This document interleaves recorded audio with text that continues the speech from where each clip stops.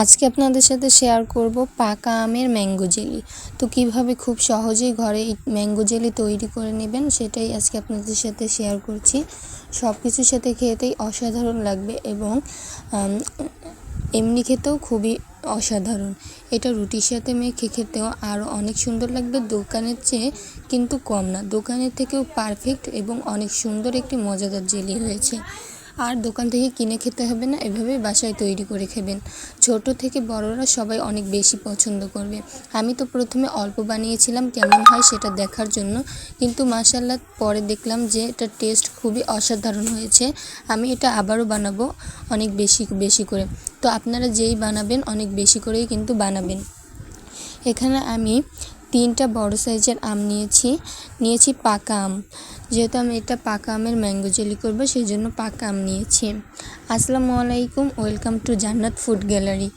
এখন আমি আমগুলো সবগুলো ব্লেন্ডার করে নিলাম। ব্লেন্ডার করা আমগুলো আমি একটা জারে ঢেলে নিচ্ছি। আপনাদের দেখাচ্ছি কোনো লাম্পস যাতে আমের ভিতর না থাকে সেটা আপনারা খেয়াল করবেন। তো আমি একটা আমের ফ্রেশ পিউরি বের করে নিয়েছি। এখন চলে যাব মূল উপকরণে।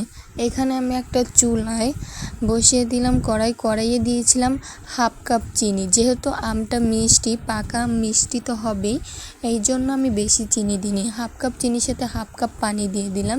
তো চিনিটা যখন গলে যায় তখন আমি সেই আমের ফ্রেশ পিউরিটা দিয়ে দিলাম। এখন এটাকে কিছু সময় জাল করে নেওয়ার পর দিয়ে দিলাম এই যে আমের যে ট্যাংটা এটা অবশ্যই দেওয়ার চেষ্টা করবেন, এতে করে আমের জেলিটার টেস্ট অনেক সুন্দর আসবে। তো আমের যে ট্যাংটা সেটা আমি সম্পূর্ণ দিয়ে দেওয়ার পর দিয়ে দিলাম একটু ফুড কালার। এটা চাইলে আপনারা অপশনাল, আপনারা চাইলে নাও দিতে পারেন। যেহেতু পাকা আম অবশ্যই এটার কালার থাকে, আর এই জন্য এটাই কোনো কালার দেওয়ার প্রয়োজন নেই। তারপরও আমি দিলাম, আপনাদের মনে না চাইলে আপনারা দিবেন না। তারপরে এটা আমি আবারও ভালো করে নেড়েচেড়ে জাল করে দিলাম। আর এর ভিতরে দিয়ে দিচ্ছি একটা লেবুর রস। এখানে আপনাদের হাতের কাছে যদি ভিনেগার না থাকে সেক্ষেত্রে আপনারা লেবুর রসটি দিবেন। তারপরে দিয়ে ভালো করে আমি জাল করে নিচ্ছি। এই দেখেন এটার ঘনত্ব যখন এমন পর্যায়ে চলে আসবে তখন এটা নামিয়ে ফেলবেন। এই পর্যায়ে আমার ম্যাঙ্গো জেলিটাও সম্পূর্ণ হয়ে গিয়েছে। এখন আমি একটা পাত্রে ঢেলে এটাকে 7 থেকে 8 ঘন্টার মতো রেখে দেব সেট হওয়ার জন্য।